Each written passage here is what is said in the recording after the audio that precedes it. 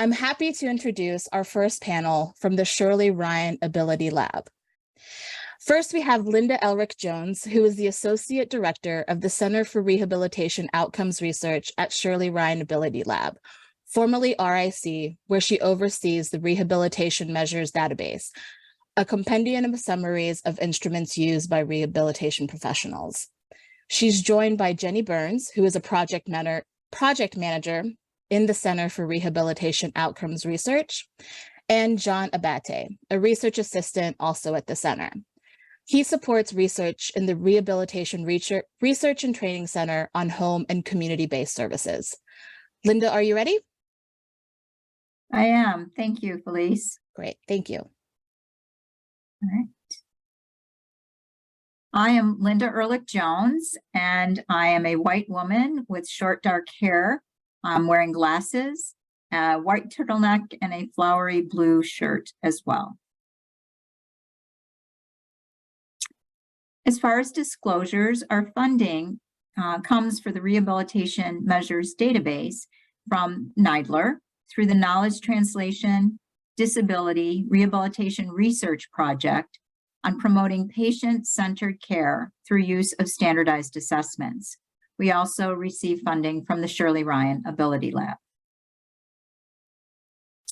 Our learning objectives for today include: what is the Rehabilitation Measures Database? Why produce infographics?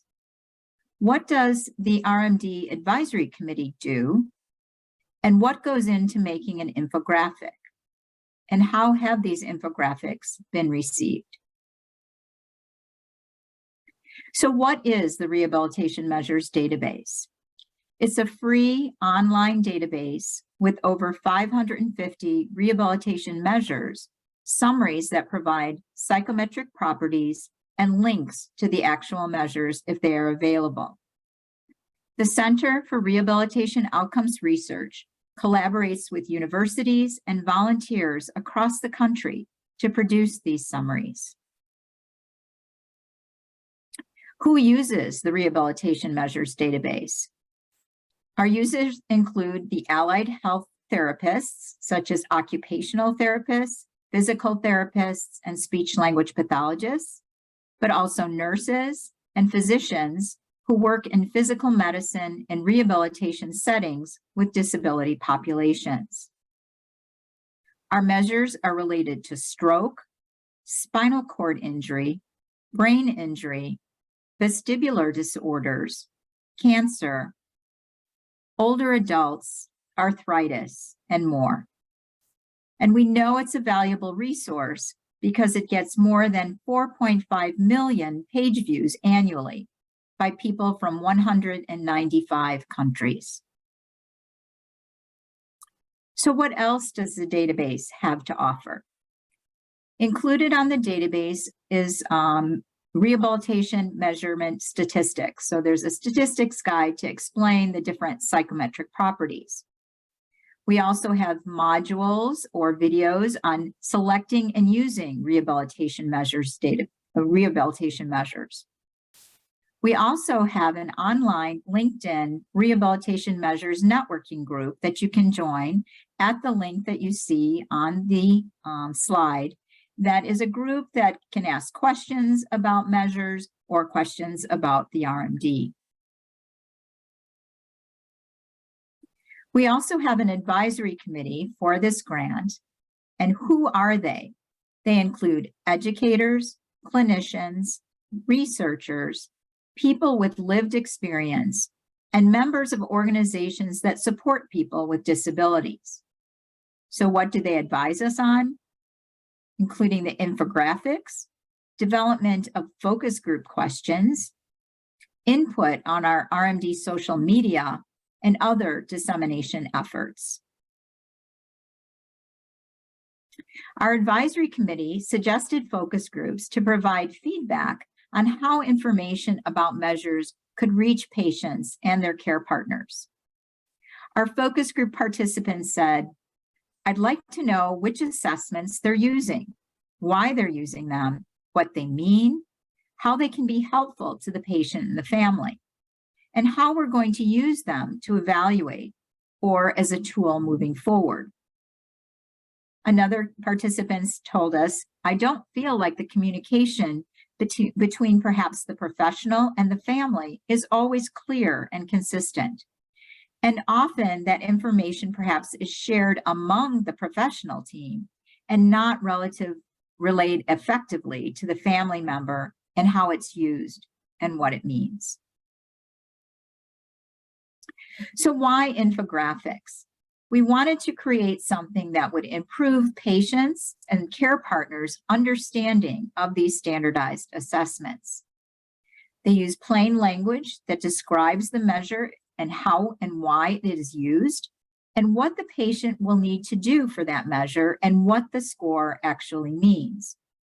There are graphics that support the text and increase readability. They can be easily printed and handed out, and patients and care partners can follow their rehabilitation progress by keeping track of their scores on these infographics. Making the infographic, we selected measures that are commonly used. We keep Google Analytics of the measures on the database and have a list of about 25 of the top used instruments. And then we started with a template that was created in software called Canva. And the sections for the infographic include what is the purpose, what do I have to do, and what does my score mean? And we wanted them to be consistent so as patients receive different infographics for different measures, they would have an understanding of what the information would be there. So following the template, we describe the measure using plain language. We aim for an 8th grade reading level. We select relevant graphics, and then we drop text and graphics into the template. So here are a couple of the examples of the infographics that we have currently created. The one on the left is the Berg Balance Scale. It is a test to measure balance. And you can see here, there's a short paragraph explaining what the purpose of the test is, what are the different things that the patient will have to do during that test, and what does their score mean. We do want to highlight that we do have a disclaimer that asks them to have a conversation with their healthcare provider about what the results actually mean for them as an individual. The infographic on the right is the Dynamic Gait Index, and that is a test to evaluate risk of falling. And again, it has a short paragraph about the purpose, what the patient will have to do for that test, and then what the score will mean. Two of our newer examples of infographics include, on the left, the 9-hole peg test. This is a test to evaluate finger dexterity. So again, what the purpose is, what I have to do, and there's a graphic that shows exactly what the person will have to do in terms of moving the pegs into the holes and then back into the stand. And at the bottom, again, what does my score mean? The last example on the right is the Oswestry Disability Index, and it's how much does low back pain limit daily activity? Again, what's the purpose? What do I have to do? And then a little bit more about what that specific score means to that individual. So we're trying to highlight different instruments that are performance-based or patient-reported outcomes or observational types of measures. We have an advisory committee that I spoke about earlier that reviews approximately 3 infographics at their quarterly meetings. We get wonderful feedback from them and we incorporate that feedback. And the final draft is scanned for accessibility using Adobe Accessibility Checker. The images are described and the sections are labeled by reading order and color contrast is checked. And then the final infographic is posted with their particular measure on the database. And they're usually posted right at the top of the specific instrument. So as you can see here, the Dynamic Gait Index, that blue box has a download feature where they can print the infographic and hand it to the patient as they're leaving their therapy or session. Other aspects of dissemination that we have in relation to this grant include our CROR Outcomes newsletter, for which we have approximately 4,000 subscribers. The information is also shared at conferences, webinars, and presentations. Our infographics are shared on our Facebook page, where we have about 3,000 followers, and Twitter followers about 1,600, and our LinkedIn group, where we have 315 members. The functional gait assessment infographic was posted on Facebook and was seen by over 1,000 people, where usually our posts are only seen by 30 to 100 people. And our infographics were downloaded about 7,500 times between February and June of this year, 2023. So to date, we have 8 infographics: the 9-hole peg test, the dynamic gait index, the timed up and go, the modified Ashworth scale, the Oswestry disability index, the functional gait assessment, the Berg balance scale, and disabilities of the arm, shoulder, and hand questionnaires. And we have more infographics that we're getting ready to post as well. We did do a survey regarding the rehabilitation measures database in 2023. We found that clinicians, rehabilitation patients, as well as their care partners were asked if they would like to view the infographics, and 70% said yes. Patients and care partners were asked if the Berg balance scale infographic that was shown in the survey would be useful if the measure were used during rehabilitation. And 55% of respondents said yes, which was a similar response for the dynamic gait index. Clinicians were asked if they thought the infographic that was shown in the survey would be useful for communicating with patients and care partners about the assessment, and 60% of respondents said yes. Some comments that we received in the survey: they felt that the infographics were useful, practical, and easy to read. I really appreciate this idea of creating resources to help patients understand measures. Another respondent said, I am someone who likes to use several different forms of communication for my clients, and I do like these options. And lastly, I love this idea, and I would like to see it for more assessments. I always discuss test results with clients, but I know I've had students and colleagues who don't always feel comfortable, and a tool like this would make those conversations more accessible. And I will leave questions till the end of our presentation. Thank you. Great. Thank you so much. Jenny, would you like to come on camera? Great. Jenny, Hi. you're up, and feel free to self-describe. Thank you. Hi, my name is Jenny Burns. I'm a white woman with dark blonde hair pulled back, wearing a gray sweater. And I will be talking about the MRSIX Matters newsletter and how we use it to keep in touch with participants enrolled in the National Spinal Cord Injury Database. And I'm about to copy the links that I'll be referring to in the chat, so you have them. All right, so first, this presentation and the newsletter we'll be talking about is supported by the Midwest Regional Spinal Cord Injury Care System project, funded by NIDLR, the National Institute of Disability, Independent Living and Rehabilitation Research. And we have 5 objectives for this part of our presentation. First, what is the National Spinal Cord Injury Database? Second, how is Shirley Ryan Ability Lab involved with the database? Third, I'll describe the enrollment process and how we collect follow-up data. Fourth, why do we need to keep up with enrollees as a center? And fifth, I'll talk about our MRSIX Matters newsletter, one of our dissemination resources. So what does it mean to be a model system? This designation is awarded to high quality treatment facilities. It is a facility with an acute care and an inpatient rehabilitation program, or multiple facilities that group together to form that. So the clinical care is the top priority.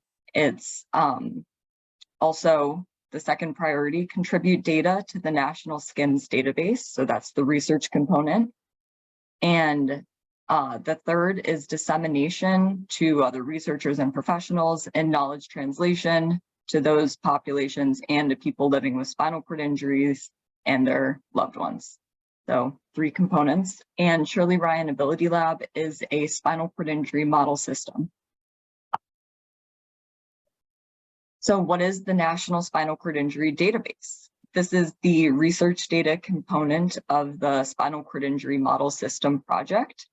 We'll go over the actual data collection in more detail later, but the National Spinal Cord Injury Database was established in 1970 to study the long-term outcomes of traumatic spinal cord injury and factors that affect that course. So we collect information about demographics, spinal cord injury characteristics, and then medical, psychosocial, employment outcomes. It also serves as a public research database. It's a centralized web-based database that's managed by the National Spinal Cord Injury Statistical Center at the University of Alabama in Birmingham. There is a link to their site in the chat.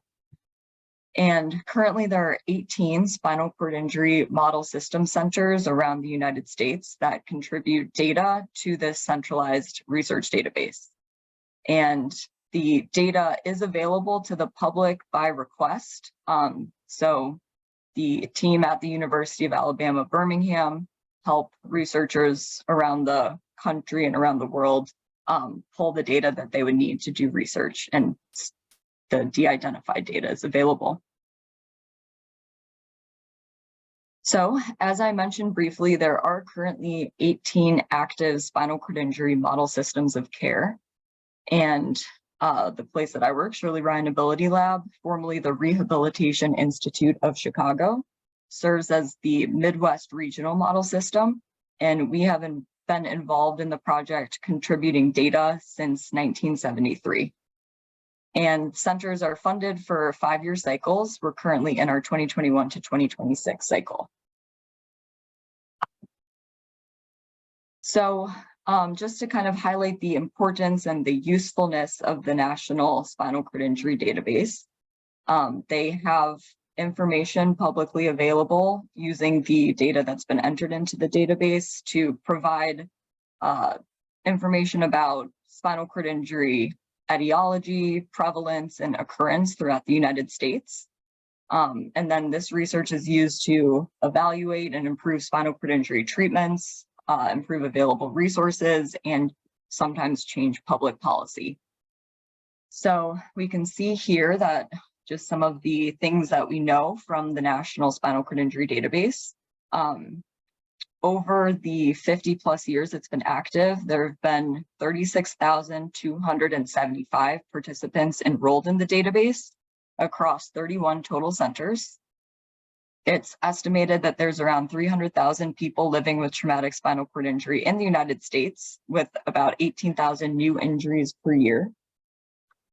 The injuries are primarily occur in males, 79% men, and only 21% females.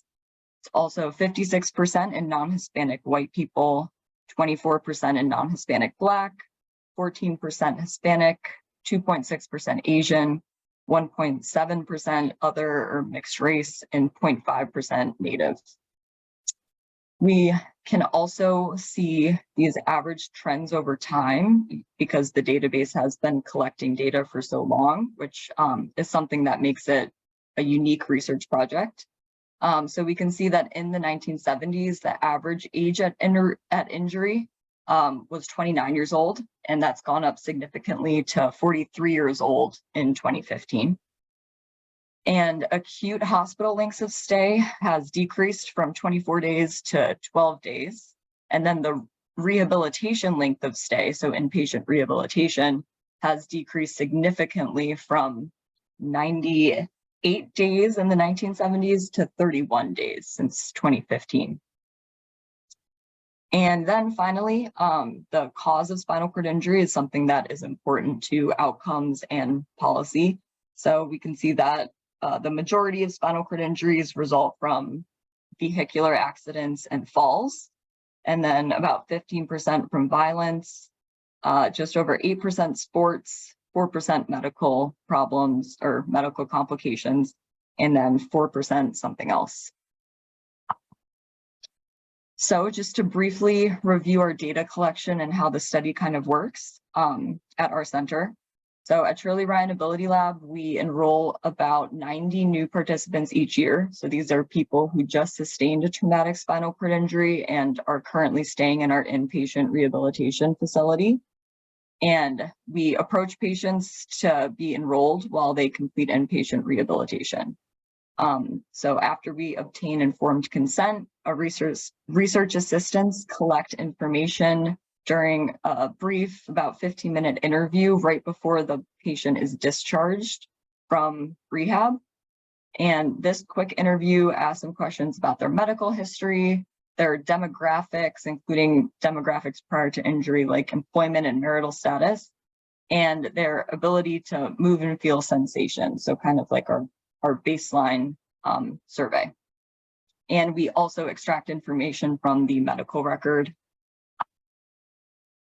Then the major component of the data collection for the SCIMS database is the long-term follow-up data collection. So each participant is contacted by phone or email. We also do texting now at these designated time points. So 1 year after their injury, 5 years after their injury, 10 years after their injury, 15 every 5 years thereafter.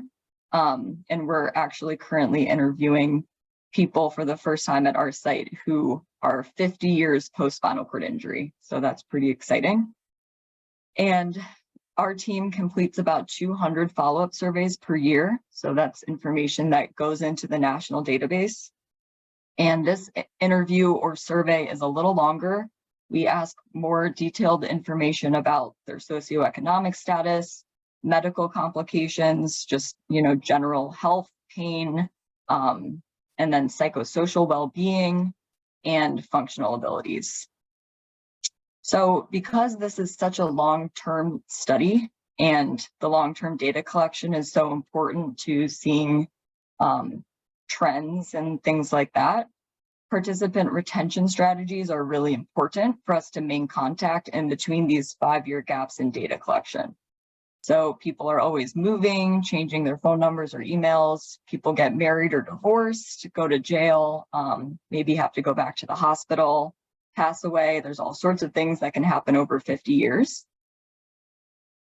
So I will talk about some of the strategies that we use to stay in touch.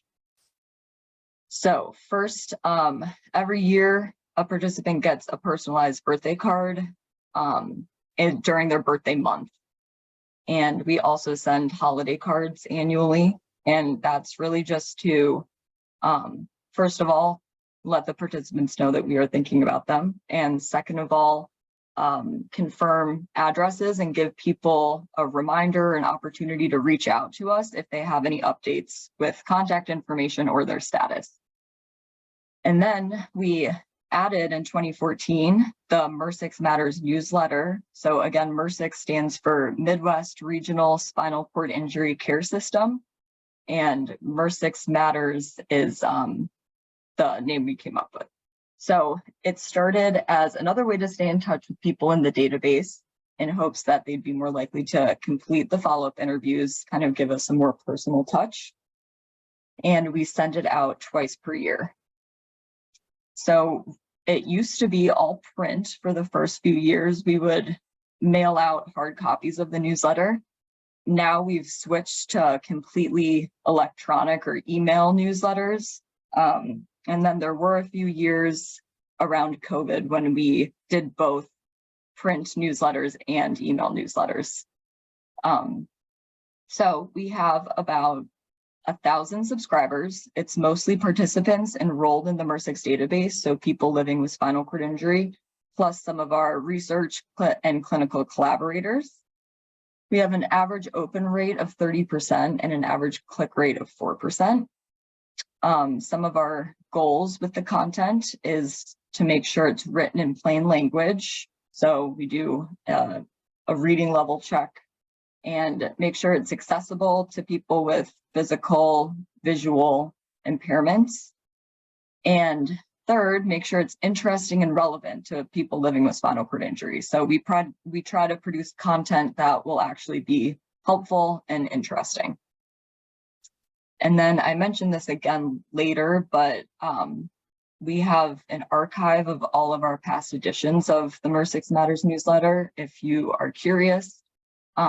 And that includes both the print and email PDFs.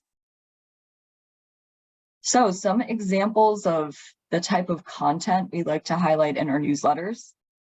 First, research team member profiles. So again, kind of making the research more personal and matching a face to a name for people who have interviewed with data collectors over the phone.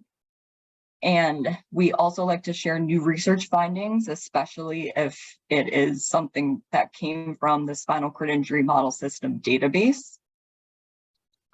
We like to highlight MSKTC fact sheets, which are fact sheets produced by the Model Systems Knowledge Translation Center. And we also like to highlight any spinal cord injury research opportunities, current events, educational resources, really anything that is forwarded to us from our network of collaborators or something that we see and think would be relevant to people with spinal cord injury, our participants.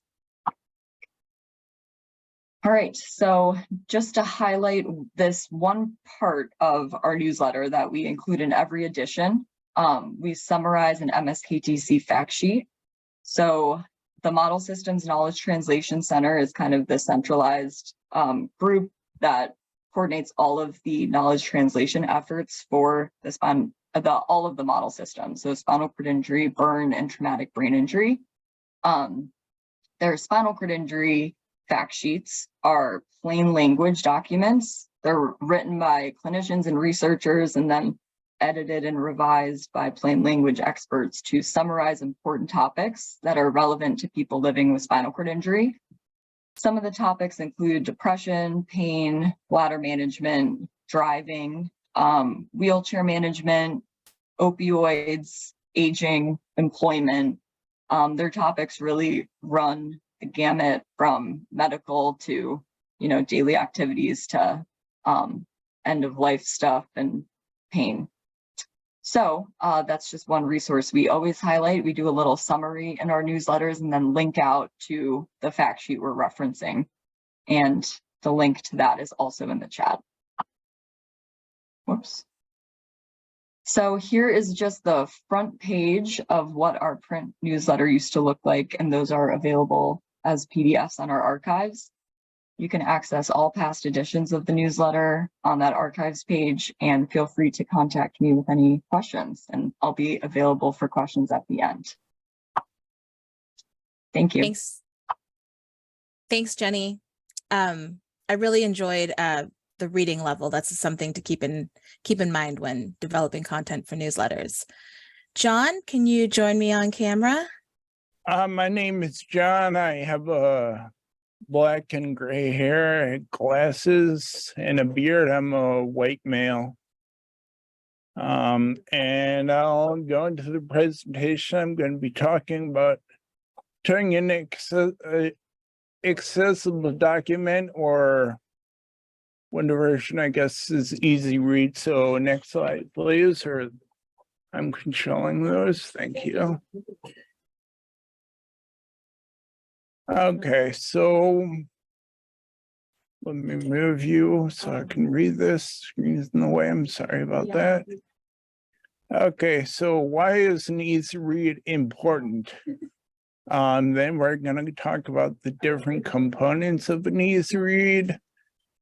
Our easy read document, the components of the one that was made through Schiller Ryan Ability Lab, strengths and challenges and takeaways, and resources. I'll try to push you on the link later, or the chat, I mean. Okay, so the CROR policy brief, Center for Rehabilitation Outcomes Research Policy Brief.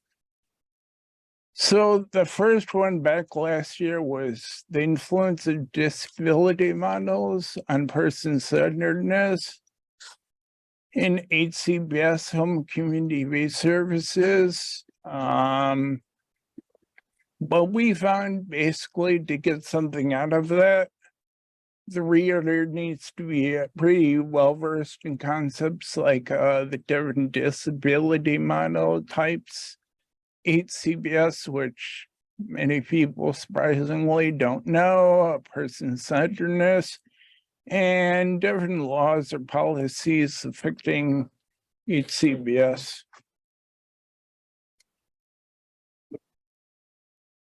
So why make a policy brief accessible? It's really the best. You're translating knowledge to people who the research is supposed to impact. First off, I mean, equity, hearing and seeing things in basic terms is just good for people with varying disabilities. It's pretty much for everyone. It's actually a good thing. So what is an easy read document? Easy read document is format, if a format that's accessible and uses easy to understand language, pictures, or icons, which I'll show a few examples of. The main components of an accessible document or easy read, glossary, or a words to know page. Some people don't put that, but I feel it's pretty important to have something to refer back to. The reading level, 3rd, 4th grade for easy read, 5 to 8 for plain language, which most people are used to. Active voice is much better than passive, and I have an example, which is totally not true right now. The Chicago Bears are winning the game. That would be an example of active voice. Passive would be the game is being won by the Chicago Bears. So yeah, emphasis on one.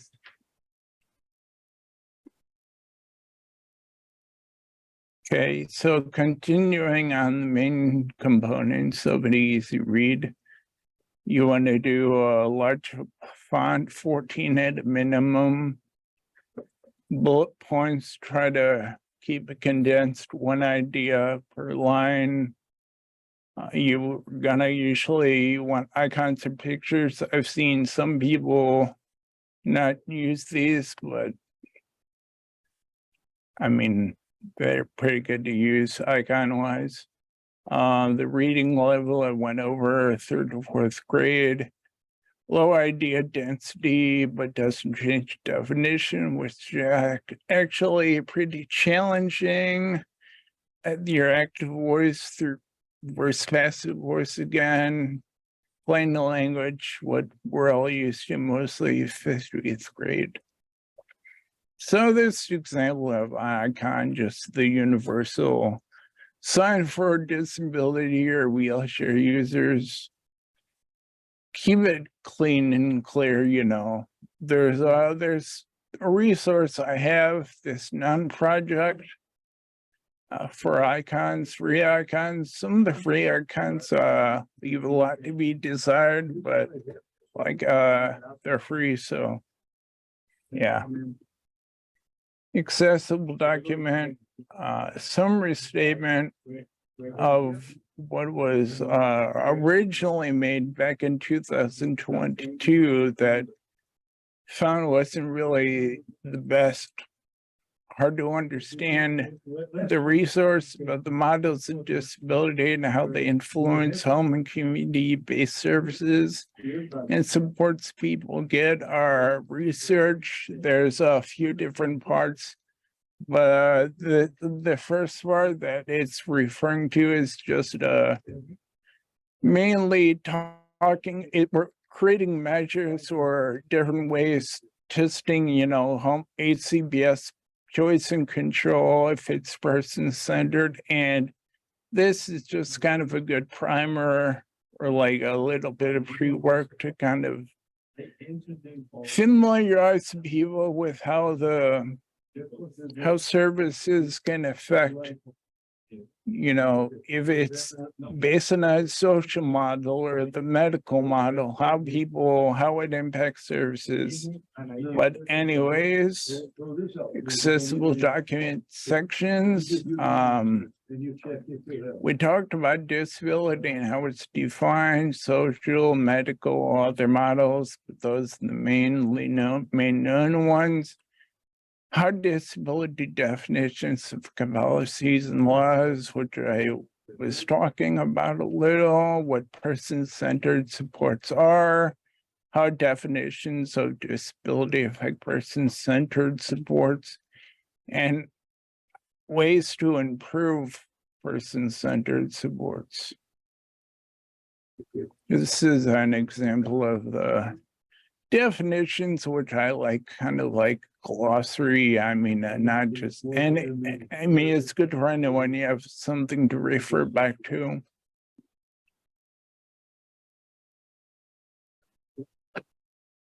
It's an example of breakdown of using text. Icons, some of the icons that are free, you have to get creative with, like here for the different models. Used the Venn diagram with a guy in a wheelchair, the accessible, the universal wheelchair user accessibility sign. Yeah, so you get creative if they're free. If you have the budget to pay more, probably would do that, but not always possible. So we had great reception and response, received a lot of informal or positive feedback. It's downloaded 65 times. Facebook wise, there were 600 impressions. Twitter posts got more than 400 impressions. And reception continued. Cinda more than 1,000 subscribers of our quarterly HCBS Quality Matters newsletter, which I'll put in the chat. And a little here, that email had a close to 40% open rate and 22% click rate. Most content has 28% open rate and a 2 to 3% click rate. So yeah, that's what I mean by positive reception. Challenges, takeaways, which were quite a few. Reading level, being used to plain language reading level, and throughout a license in school, we're taught to be a little wordy, vocabulary wise too. You want to use higher level words. So bringing back down to what you used to do is not easy. It's easy by name, but it's definitely not easy at all. So you got to be really patient with changing a lot of the words and sentences around. Once again, don't take away the meaning, but yeah, emphasis just easy read. It's easy by name, but it's definitely not. Different resources, which I'll put in the chat. Hemingway app is a way to kind of it's a good, I forget the exact word they use for it, but basically what it does is just checks your reading level or grade level on the words you're using, and you can kind of play around with it that way. Noun Project is a free app website I mentioned a few times. Self-Advocacy Resource and Tech Center, SARTAC, is a really good resource for things of that nature. Easy reading, Justice Village in general, accessibility. The Autistic Self-Advocacy, a lot of people know about them, or ASAN. UpGarFi, which I find very helpful. It's the most one good feature. It's the most commonly used 1,000 words, and it's nice to try to stick to that. And it's definitely challenging, to say the least, but you know, a lot of this stuff isn't set in stone, but the good guidelines to follow. And I think that's it. Thank you, everyone. And yeah, I'll put things in the chat. And we're doing questions when we're done, correct? Thanks, John. What a great click rate and open rate. As a Yeah. communication person, you love to see it. I'd like to invite your colleagues, Jenny and Linda, back on camera, as well as KTDRR's director, Dr. Kathleen Murphy, who will be moderating Q&A. Thank you, Felice, and thank you, Shirley Ryan Ability Lab. Yes, I'm Kathleen Murphy, and I'm a white woman with shoulder-length blonde hair. I often put on these blue frame plastic reading glasses that are the necklace I wear every day, is what I say. I'm actually also wearing a real necklace, which has a little blue diamond kind of pendant thing, and that's over a maroon colored long sleeve t-shirt, and that's under a blue jacket with a notched collar. So that's me. And we do have questions and great links in the chat. Thank you, John. Before we go to the Q&A, since we do have a little bit of extra time, some of what's going on in the chat is questions about evaluation, because we do offer CRC credit for this conference, and some of our attendees are interested in that, and they might be a little bit confused about what we're doing with the evaluation this year. So to give some context, we love it when we get hundreds of people registering and coming to our conference, of course, right? And our funder, same funder as these projects we've heard now, does love it when we can get lots of evaluations from those hundreds of registrations. And it can be hard. People are busy. Everyone has, you know, respondent burden, kind of done with surveys. So we're offering this link many, many times to try to catch people who are coming in and out of the conference. So you will notice that it's the same form, except on day one, we had questions about day one presentations open. Yesterday, we had questions about day two. And today we just turned off the day two and we have the day three questions open.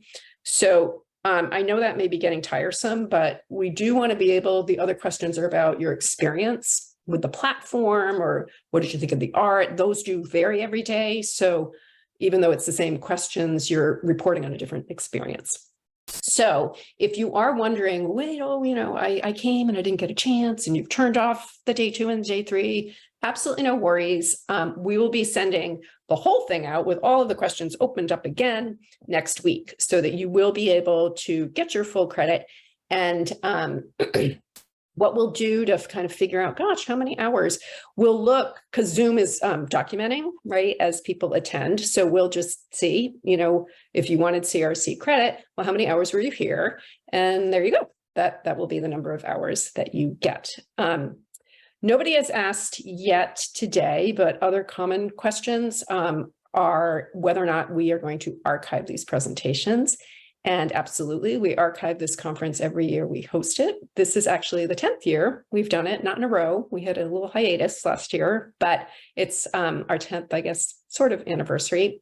So just like all the other times, we will post 508 PDFs and transcripts of all of these presentations. So you are welcome, Andrew, for that information, because I know it's a little bit confusing what we're doing, but there's a method in our madness. Okay. So that's that. Again, if there's any more like CRC people who need more information, just go ahead and put your questions in the chat and I'll probably answer them offline because it's a little bit boring to talk about. Okay, so let's move on to something more interesting. So we did get questions. We have a representative from another NIDLR funded Knowledge Translation Center. And those of you who were here on day one heard Dr. Michelle Zoria from the Impact Center. So her colleague, Mary Goldberg, is here with us. And we are so happy to have you, Mary. And you did have a couple of questions. So let's go ahead and get to them. So you were wondering while Linda Ehrlich-Jones was presenting, you said, this is great. Do you accept recommendations for tools to be added as infographics? So that's for you, Linda. Great, thank you, Kathleen. Absolutely. People can email us and let us know if there's something of interest, because we know that there's some instruments that are much more popular than others, but there are certainly some that could be of benefit. So yes, please just let us know and we'll be happy to work on it. There is some problem with some instruments that don't take well to or don't translate well into an infographic, but if there's a way to do that, we'll be happy to try. Great, thanks. And could you just go over again for me the primary audience for the database? So the Rehabilitation Measures Database, it's originally was put together for clinicians. Clinicians don't have time to be scouring the internet looking for instruments or looking for data that says the instrument is helpful for what it is that they're looking for. But then we found it was also very helpful for students, and we collaborate with different universities, graduate programs that have an interest in helping students to learn about different psychometric properties like reliability, validity, things along those lines.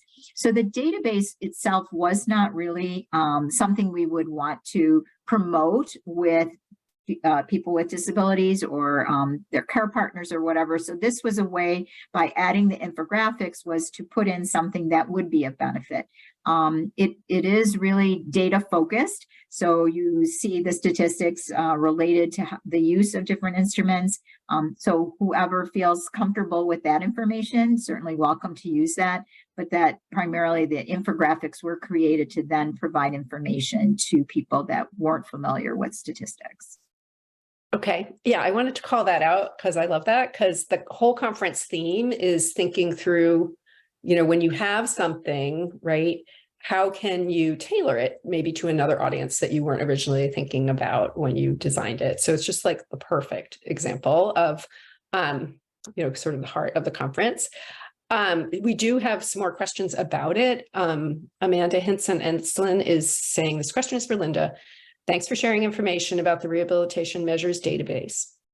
For the database, are the measures in other languages, such as in American Sign Language? If so, would it be possible to include it as a search or filter for it? So you're tagging the measures by their language.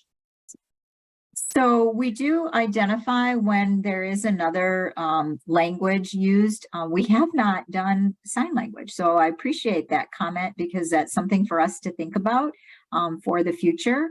But yes, thank you very much. At this point, we don't always know all of the different languages that instruments have been translated to, but we do try to provide what it is that we do know. Unfortunately, we don't have like a list that you could go to and say, I want something in Spanish, and you find it that way. You actually have to go to the instruments, but we are definitely working on trying to make that a little bit more accessible. Awesome. And Roberto Sandoval is wondering how often the infographics or the rehab measures database is updated, and who updates the measures, if so? Sure. So the instruments, because we work with students, a lot of times it depends on the faculty and the students themselves as to which instruments they would like to work on, whether it's an update or whether it's a new instrument to add to the database. We are now trying, because we have so many measures, we're trying to work on updating. There are some that have been there since the inception, which was around 2011, 2012. Also, we get information from people in the community that tell us, you know, this instrument hasn't been updated for a while. It could be for a couple of reasons. One is we haven't gotten it updated, but the other reason could be that there's not a lot of data that has come about since it was actually put on the database. So if people have suggestions about instruments that they would like to see an update, again, if they could contact us, we'd be happy to put that on our list as we work with more students and volunteers. We're also open to having people that would like to work with us on an individual basis. If they have an instrument that they're interested in and would like to update it on the database, again, please let us know. We'd be more than happy to work with you. We have a specific author toolkit that is available that will help people in how to put together. There's a template that is in Word, so it's a relatively easy thing to put the information into. And then the staff that works with me, Jenny, and our other staff person, Kevin, then actually load it into the database onto the website. Okay, because this KTDRR also has various databases, and we are kind of use a similar process to yours. So it's an important thing for the audience to be aware, you know, if you're thinking about, oh yeah, a database, that'd be a great, you know, KT product to keep in mind. It's really a constant project to keep it updated, right? It's not just one and done. Yeah. Yeah. Exactly. There's a lot of maintenance. Yeah. And so I know my understanding is, if I'm remembering right, so this NIDLR, our funding agency, has a dedicated funding stream for rehabilitation research to practice projects. And hasn't this database been awarded one of those? So we have, well, we did receive an award from NARTEC in terms of the database when it was first put together. We have received funding from a variety of different grants through NIDLR. We currently have this grant that I identified in the beginning of disclosures, that we have a knowledge translation DRIP, disability rehabilitation research project.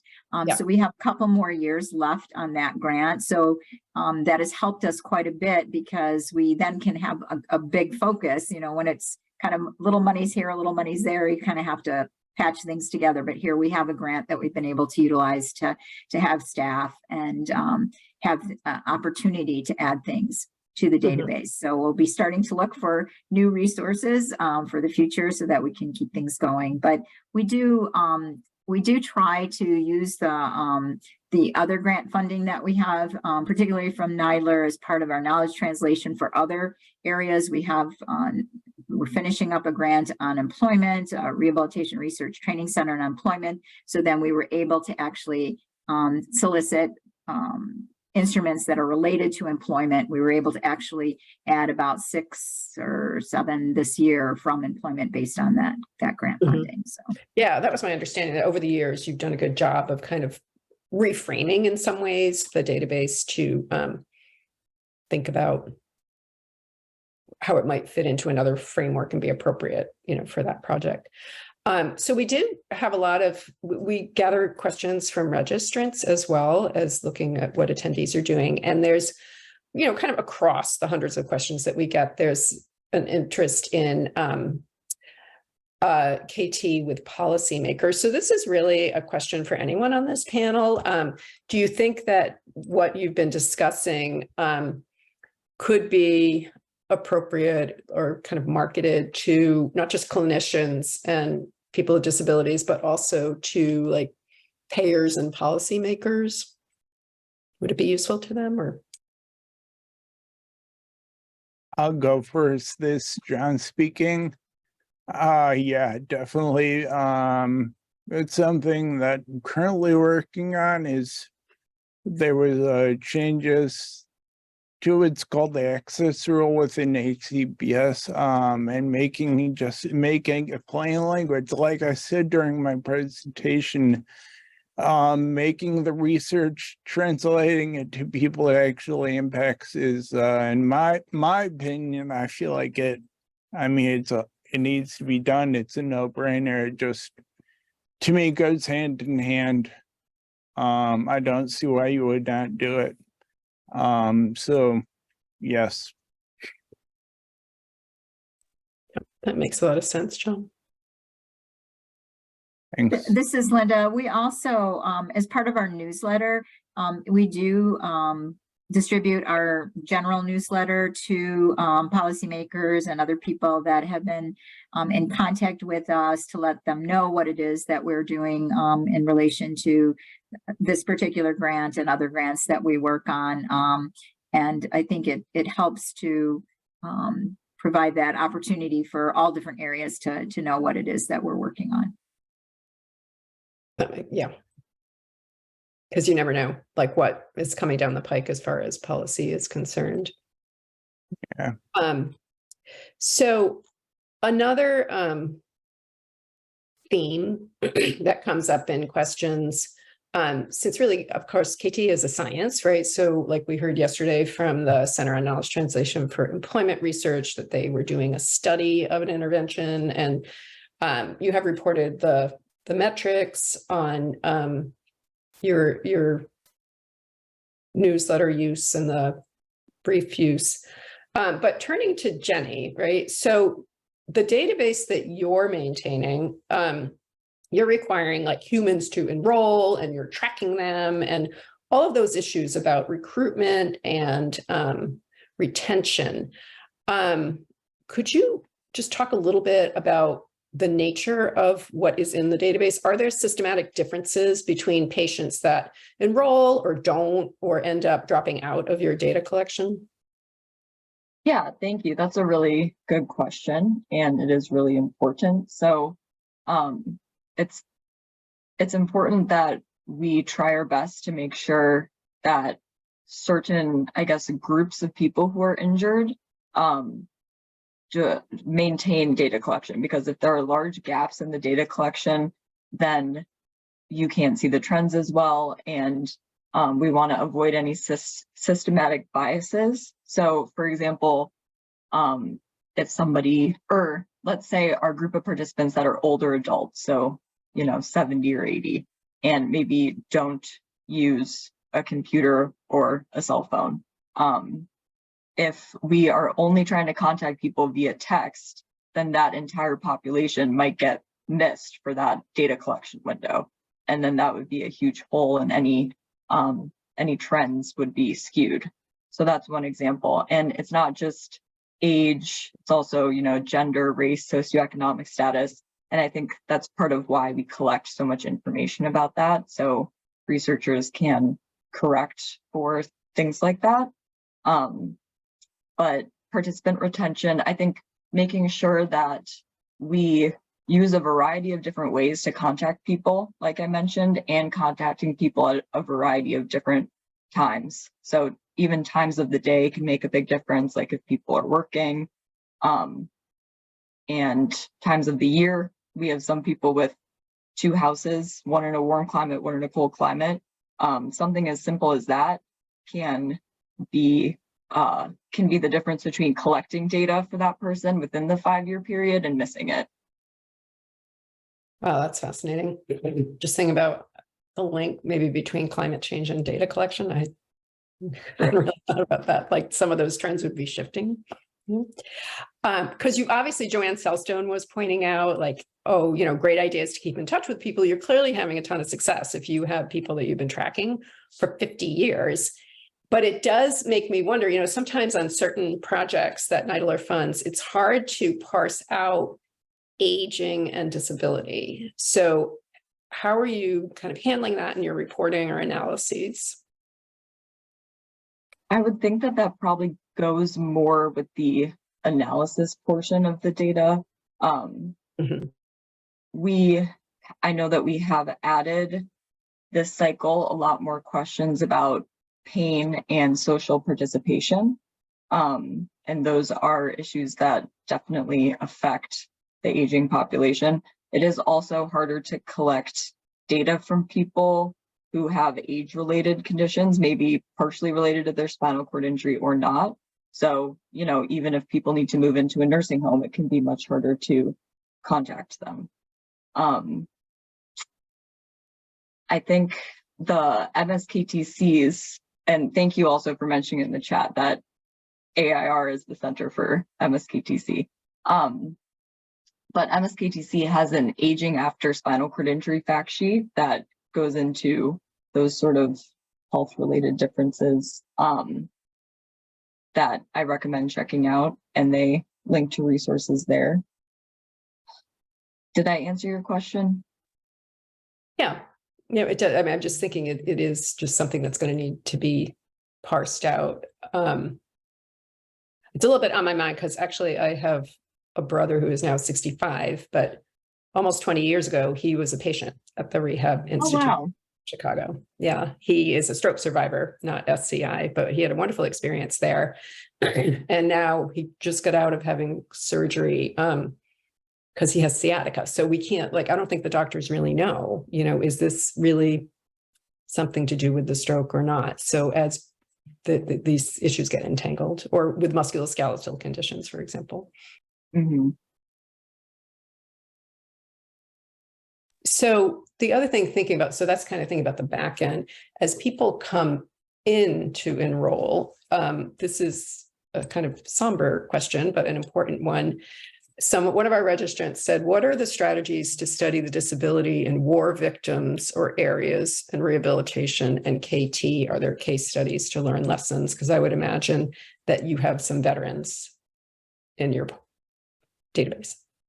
Yes, so we ask about veteran status when people are enrolled, and then we confirm it at every follow-up interview. And then if they are veterans, we have connections on our advisory committee with the VA in Chicago to see if we can get those records to get more information and extract data from them, or abstract, or even if they have contact information that we can update. So there is a connection there. And I think that is combat related spinal cord injury is kind of not its own thing, but its own sub section of the research related to spinal cord injury. I'm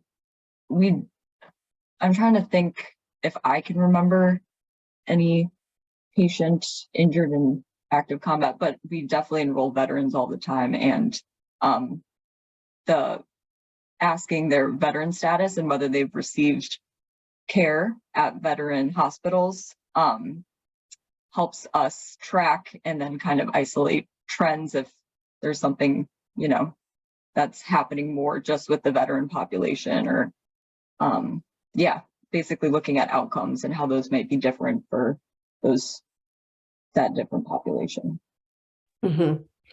And I'm assuming, of course, there's lots of ways people can get a spinal cord injury related to war. They don't have to be in combat, right? They could just be collateral. So I'm assuming, though, the database doesn't track the context of what, or does it? So we do context code of the injury. Mm-hmm. Yeah, we do code the cause of the injury. So that normally happens during that first data collection point after the participant is enrolled. And we ask them how their injury happened, just kind of the general category. And then depending on the general category of their injury, we would get more information. Like, for example, if it's a gunshot wound, what kind of gun, and if they want to provide more information about the context, we can use that. There is a space for comments, and I don't know, honestly, if the analyses get that broken down. Like, I'm not sure if anybody's published research specifically isolating combat-related spinal cord injuries using the SKINS database. there very well may be publications out there. I know it's something that the VA does a lot of research on. I'm trying to think if there's anything else I can offer. It's fine. I just, unfortunately, it's kind of an issue on people's minds these days. Definitely. So kind of along, continuing this theme of kind of research methods or measurement methods, John, Mary Goldberg is wondering, to what do you attribute the great open rate when it's dependent on them clicking on the link? Do you think that the subject line makes a difference? The email text applying the same principles, or, have you been able to parse out if certain newsletters have a higher open rate because of some feature of the newsletter? No, short answer, no. I would say no. I mean, we do have someone named Sharon that does a lot with getting the message out. So it's like social media and whatnot, but I just think it's so relatable to people. So that might get their attention. It's like, oh, wow, research that I can actually understand and read. It's not in the clouds or pie in the sky. It's relatable to every day. If that answers your question. Well, I guess like if you're comparing one newsletter to another, like, are there things you do to try to make it even better, like an even higher rate, or it just kind of at this point, it just seems to be a little bit not random, but hard to predict. Yeah, it's kind of hard to predict, but Sharon's here. Sharon, what do you think? Sorry, everyone. Any thoughts? No, there's No. nothing we do to make. No, it's kind of random right now. We don't know at this point. Okay. We try to craft. Thanks. nice Do What? it. Subject line. The subject line. Yes. And I was going to say, with our own newsletter, we have abandoned just saying KT Update Volume 2, number whatever, because that's not really Oh, that eye-catching or grabbing it. And if you have an action-oriented subject line, it does seem to boost at least the open rate. And yeah, just as a reminder, we are your KT Center, and we were so happy to help and provide some technical assistance with that brief. And it's really exciting to see that it's up and at 'em. yeah, I understand that question more now, but honestly, I just, like I said, I think it's just being relatable. People like, okay, let's see this. So instead of, like I said, just kind of unrelatable to a lot of people. Right. And Bonnie is recommending personalize your subject lines as well, speak to your audience. Yeah. So you can do like little embedded experiments. You can send out the Yeah. email to half your list with one subject line, another with another. And we're just kind of starting to get into that.